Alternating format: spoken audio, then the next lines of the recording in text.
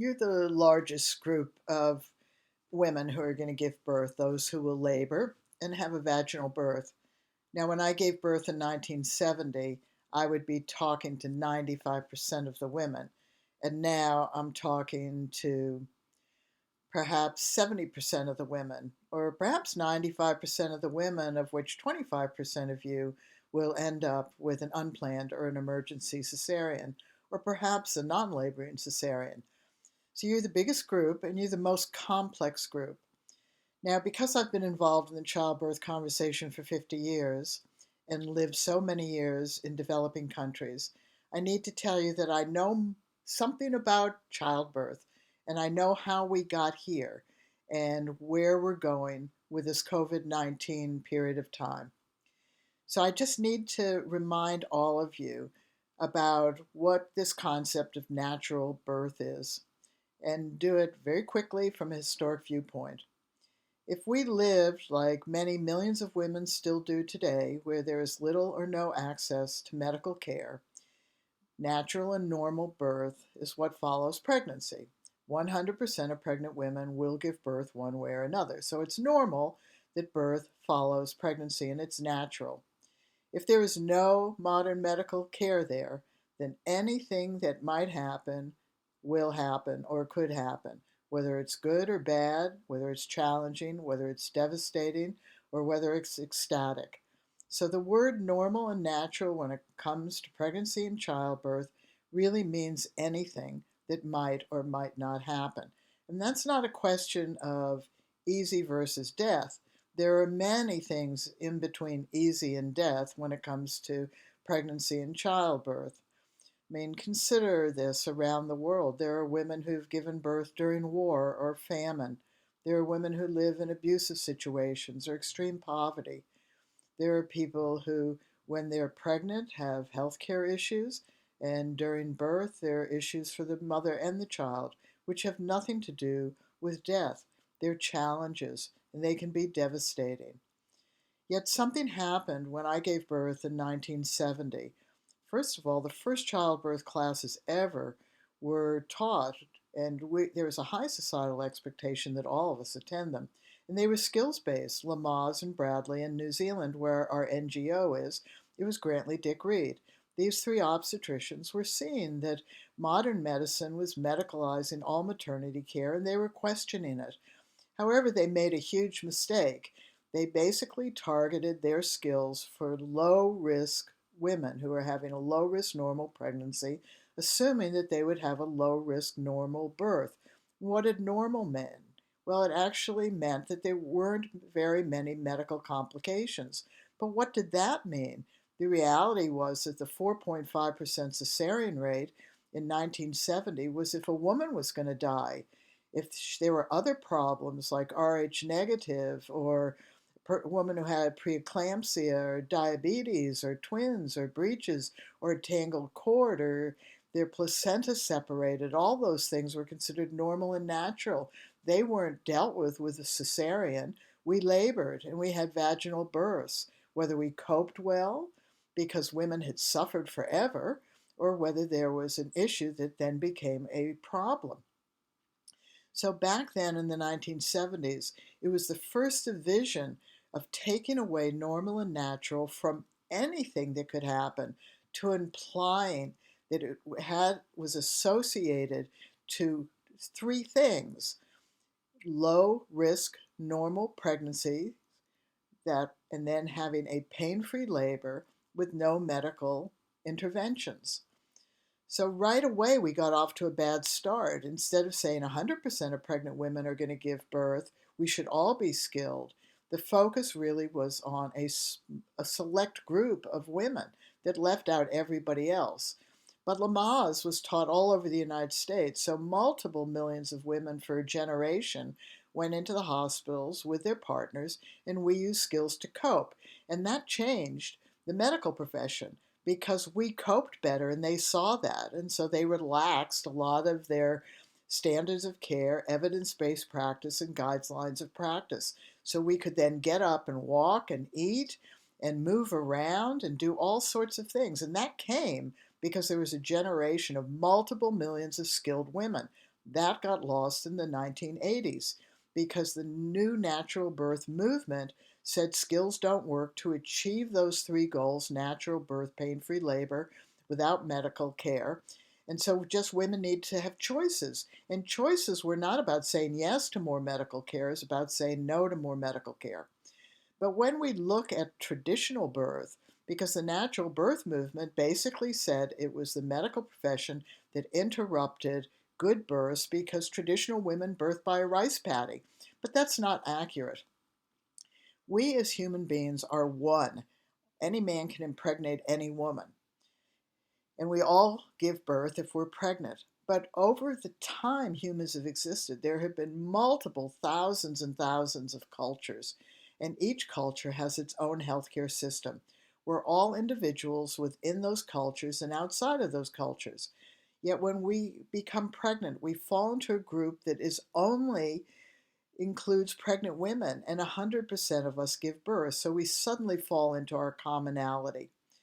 In all of the extensive studies that I have done across cultures, they all have pros and cons of what you do when you're pregnant: what you eat, where you sit, what you talk, what you do, whether you work, whether you have sex. All those things are pros and cons, yes or nays. And they all have that about after birth as well. Whether you're secluded, whether you're not, when's your baby's name, what you eat, what you drink, how you behave, when you go back to work, when you have sex. Every culture is different. Yet no culture around the world has specific skills to birth. And that's why the concept that women suffered in childbirth grew across the world, because we didn't have skills to cope. So when I teach these skills in third world countries, women don't know they have a cervix. In some cultures, women don't know that they get pregnant from having sex. Why would they? Because you don't show for such a long period of time.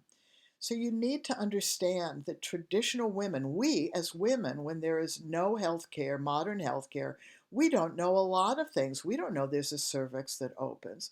So we're doing our best to get each other through birth. There's also a belief that midwives have always been around, and that's very inaccurate. Across cultures, usually the person who was with you at birth, if you were excluded, was your mother, your aunt, or your grandmother, your sister, your mother-in-law. Some cultures, women went off by themselves. That was culturally the norm. Others went off with a group of females. Others birthed wherever they lived. And then anybody who was at the birth was at the birth. There are very, very, very few cultures that had a particular person who was a midwife. And if there was one, that person wasn't trained. They often accidentally went to a birth. Maybe they took an apprentice with them. But the belief that we all knew about birth before modern medicine is very, very inaccurate. In fact, in many, many cultures, women and men do not talk about sexual things. Other cultures, they do quite openly. So in many cultures, young women aren't taught about their menstrual period until it happens. In some cultures, they have forms of birth control, and others they don't. So you need to understand that the messages being given by the natural birth movement isn't based on the reality of what's happened throughout the world. The implication is before medical care, birth was safe and easy and had a good outcome. And that is really not accurate. And we know that. We're hardwired to know that. In fact, we're hardwired to be anxious about birth. And the reason we're hardwired to be anxious about birth is that fear and anxiety causes us to become more observant if we learn how to use our observation to determine whether we need to respond rapidly or whether we need to just pay attention for a period of time and observe it. However, you're being told, don't be afraid because birth is natural and instinctive. And so you are shutting down that learning in you to learn to become observant. And it's important. And that's why birth skills are so very important, because they help you be observant. If you, as an individual woman, are observant and can use that fear and anxiety as a gift, then what you're able to help yourself and others know is whether you feel things are all right or whether you feel that there are things that might be a problem. And we use that when our children are born. When we have suppressed that gift of fear, then every time a newborn, particularly our first one, moves or awakes, we go, "What's the matter?" When nothing's the matter. And that's what we learn for the second, third, and fourth is nothing's the matter. It's not that we're more relaxed, it's that we've developed that gift of fear to be an observation. So you are going to labor and have a vaginal birth, except that 25 to 30% of you will end up with a surgical birth. So, where are we in this conversation? Well, first, I want to talk to those who want to birth on their own at home without a professional. Women have done that throughout time. There's nothing wrong, there's nothing illegal about it in most states or most countries.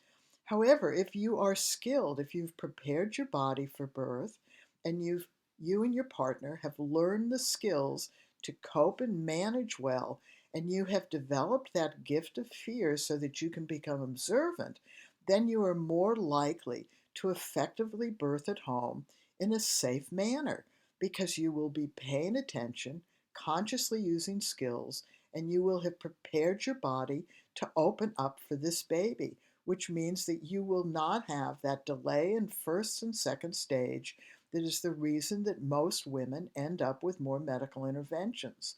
So if you're planning on birthing alone, it's very important that you become highly skilled. And if you have a medical issue and you are going to birth alone, you need to increase your level of skill, just as if you are living in a rural area and your kid falls off a roof. You need to know how to take care of those issues. So the more challenges we are faced, the higher level of skills we should want to develop. Honestly, that's really good thinking. So then, after that group, let's put the group in which they're going to have a birth provider come to their home. It's also just as equally important that you prepare your body for birth and learn the birth coaching skills. Your birth provider might be sick that day or not get there. And if they get there, they may be frightened because the COVID-19 is real and they may have a concern that someone in their family or loved one has this. Or they may be working with a lot of people and are just exhausted. Your responsibility when you're dealing with birth professionals that are coming to your home is that you become highly skilled so you take the pressure off of them and you work actually in a full partnership model. Now we're going to talk about the people going to birth centers. Once again, if you're going to go to a birth center, you don't want to transfer, which means you want to prepare your body to open up for this baby.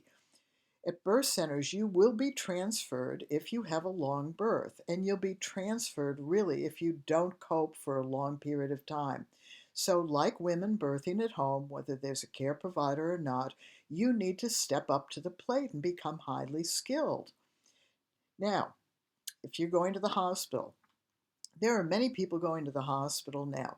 Hospitals are making changes. Perhaps your husband or one person can be with you. But you're going to go to a hospital environment where everybody is frightened right now.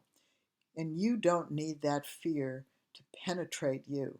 You need to have spent time to prepare your body for birth so that you birth effectively. And what is an effective birth? It's between 3 and 15 hours.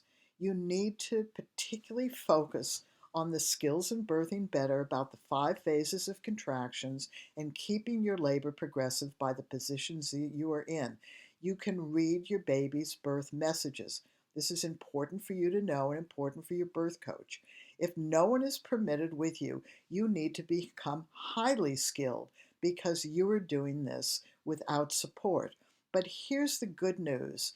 Every woman births alone, no matter where she births, who is present, or what is happening. Nobody can do this for us. This is the activity we each have to do with our baby. So if you're going into the hospital, just know that that woman who's birthing at home, she still has to do this alone. and she needs the same skills that you do. Now, if you go into a hospital that has a lot of medical assessments, monitoring procedures that are now and since the 80s have been called and have been labeled interventions, you need to put that word out of your mind. Medical assessments, monitoring procedures are there in order to safeguard the health and well-being of you and also to prevent the suffering if you don't cope well. They are not there to be imposed on you and unnecessary. If you don't like them, don't go to the hospital. If you do go to the hospital, they will occur. And they will occur because this is called modern maternity care. And women in third world countries that don't have modern maternity care wish they did because they believe that modern maternity care safeguards the health and well-being of their babies when there are so many issues that arise naturally and normally in pregnancy and childbirth. So you want to first be grateful. Second of all, you want to treat the men and women who are working in the maternity wards with very special kindness at this period of time because they are freaked and you're freaked. And so therefore you really need to be very highly skilled. Now, if you have assessments monitoring procedures like I did in 1970, we had different ones. We were shaved, we were given an enema, we couldn't eat, we couldn't walk around. Did things to us like they're going to do things to you. And because we had skills, we just worked through those things. We didn't necessarily like them. We didn't think that every care provider was nice to us. We just used our skills to work through what was happening to us. And you need to do the same thing. And when you extrapolate childbirth out into the rest of the world, as a parent, you don't always like what's happening with your child or your husband or in a work environment. You can't turn around and go, well, my boss was mean to me today, or I didn't like what he did or she did to me today. You've got to get on with it. Now, what is birth, really? Well, you've been pregnant for X amount of time. You know that you're not in control of it. Your baby's in control over it to most extent, and you've learned to cope and manage the best you can. And that's gone on for months. Birth is that.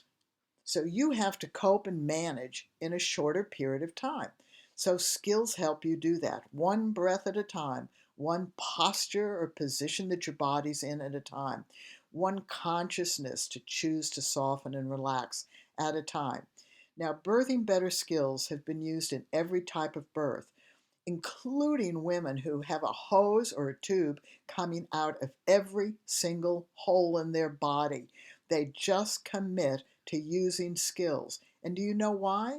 Because they have the dignity of choice to say, I am a skilled birthing woman, and I'm going to use these skills to birth my baby now in this circumstance. And they do it with dignity and empowerment. And do you know what happens? Birth professionals love working with them. They'd love every woman coming into their hospital environment and every father or other person to become highly skilled and to do the work. It reduces the pressure off of them. And when women are coping and when they're managing well and they have high risks, you are much more likely to negotiate with them because a risk is a potential. It is not a problem until it exhibits itself. But if you're not coping and you're feeling out of control and overwhelmed and are suffering, the medical profession treats that as an indication that you want this over with quickly, and they are more likely to then encourage you to have an unplanned cesarean. So we've gone through this now. You need to understand that we need to absolutely grow a skilled birthing population. You have to become skilled.